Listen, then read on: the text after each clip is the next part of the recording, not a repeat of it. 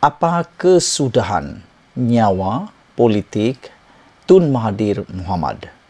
Nampaknya nyawa Tun Mahathir Mohamad semakin di hujung tanduk dan dalam kritikal yang paling besar. Tidak pernah dia alami seperti keadaan sekarang ini yang menggemparkan seluruh keluarganya. Ini berlaku selepas dikecewakan PH dan Perikatan Nasional. Persoalan besar hari ini ialah selepas dikecewakan PH dan PN, apa kata Mahathir cari UMNO pula untuk bekerjasama? Ini satu cadangan yang dilontarkan melalui sabudin.com. Kecewa benar Tun Mahathir Mohamad nampaknya bila keinginannya untuk bekerjasama dengan Perikatan Nasional ditolak mentah-mentah oleh Muhyiddin Yassin. Sedangkan Tun Mahathir dipetik sebagai berkata, beliau sanggup melupakan perbuatan khianat Mahyadin terhadapnya bagi membolehkan GTA dan PN bekerjasama menghadapi PRU 15 akan datang. Kita fikir tak apalah kalaupun dia pernah tikam belakang saya kerana demi bangsa, negara, agama kita sanggup rendahkan diri nak bersama. Walaupun dia buat khianat kepada saya boleh lupakan perkara itu, kata Tun Mahathir Mohamad. Menambah lanjut, Mahathir juga berkata, tetapi bila kita cuba nak kerjasama dengan Mahyadin, tetapi dia jawab dia tak nak kerjasama dengan siapapun, bukan main sombong, kata Tun Mahathir lagi. Beliau berucap dalam program Rapat Umum GTA Kedah di Alor-Setar malam tadi. Tun Mahathir yang merupakan pengerusi GTA mendakwa keengganan Mahyadin bekerjasama itu adalah disebabkan yakin PN boleh memenangi PRU 15 tanpa perlu bekerjasama dengan mana-mana pihak. Dan kerana pengerusi Perikatan Nasional itu masih berminat untuk menjadi Perdana Menteri buat kali kedua. Sebelum penolakan Mahyadin ini, Anwar lebih awal menolak hasrat dan keinginan Tun Mahathir untuk membawa GTA bekerjasama dengan PH. Malah, menurut Anwar, tiada keperluan untuk beliau bertemu dengan Tun Mahathir.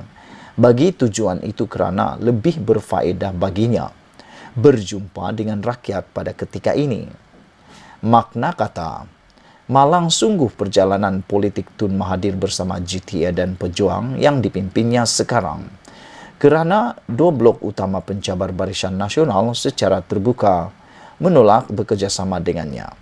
Dengan ini, maka apa yang Tun Mahathir perlu lakukan seterusnya? Apa langkah tersembunyi Tun Mahathir yang seterusnya?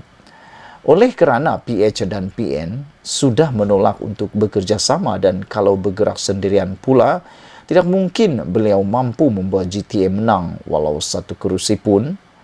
Tiada pilihan lain yang boleh Tun Mahathir lakukan melainkan harus memilih UMNO dan Barisan Nasional sebagai rakan kerjasamanya. Kalau dengan PH, Tun Mahathir menjilat ludah sendiri dan dengan PN pula sanggup melupakan pengkhianatan Mahyadin, kenapa tidak dengan UMNO dan Barisan Nasional? Malah, jika sebelum PRU 14 lalu, Tun Mahathir juga sanggup mencari Anwar hingga ke mahkamah. Tentulah tidak mustahil beliau juga boleh tiba-tiba sampai ke WTC untuk mencari Ahmad Zahid Hamidi.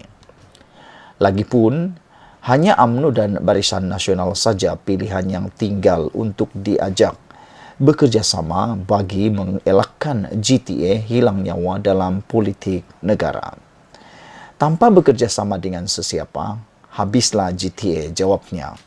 Bahkan, Langkawi pun mungkin tak mampu dimenangi juga. Belum terlambat lagi. Carilah UMNO dengan segera sebelum tarikh 5 November tiba. Mana tahu, tiba-tiba UMNO pun turut sedang mencari rakan kerjasama. Persoalan petang ini ialah kalau betul Mahathir Mohamad nak bekerjasama dengan UMNO BN, adakah Zahid Hamidi yang merupakan pengerusi Barisan Nasional dan Presiden UMNO sanggup menerima Mahathir sebagai rakan kerjasamanya dalam PRU 15 ini? Kerana ramai yang mengatakan bahawa Semua yang berlaku kepada Najib adalah berasal daripada Tun Mahathir Mohamad dalam pendedahannya yang awal tentang 1MDB. Jadi, apakah imbalannya? Adakah kalau Tun Mahathir Mohamad mahu bekerjasama dengan UMNO, apakah pula syarat yang akan dikenakan oleh UMNO Barisan Nasional?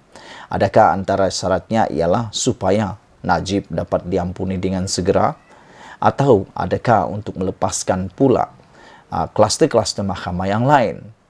Aku fikir UMNO mungkin akan menolak Tun Mahathir Mohamad kerana seperti dalam rencana yang semalam juga, kehadiran GTA, khususnya Tun Mahathir juga, dalam satu-satu gabungan parti politik yang terkini tidak akan membawa apa-apa nilai tambah kepada gabungan tersebut.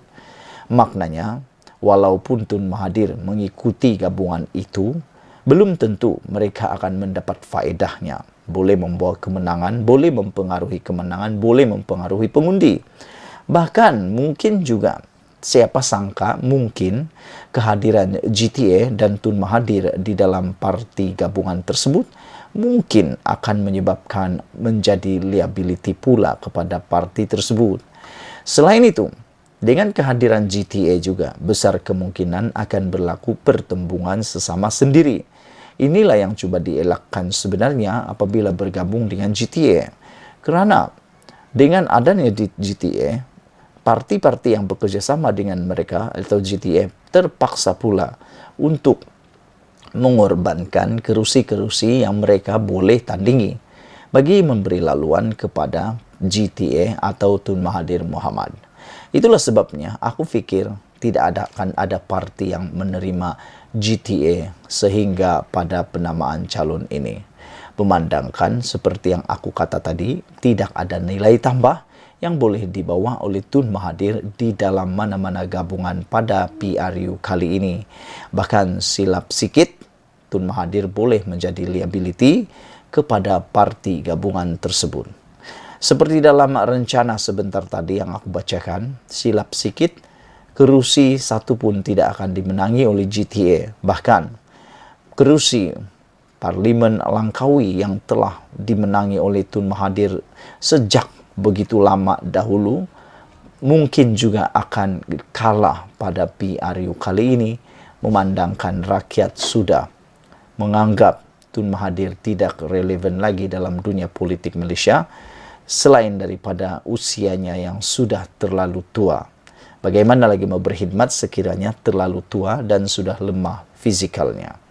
Itu dia saudara-saudara, sanggupkah Tun Mahathir mencari UMNO untuk bekerjasama?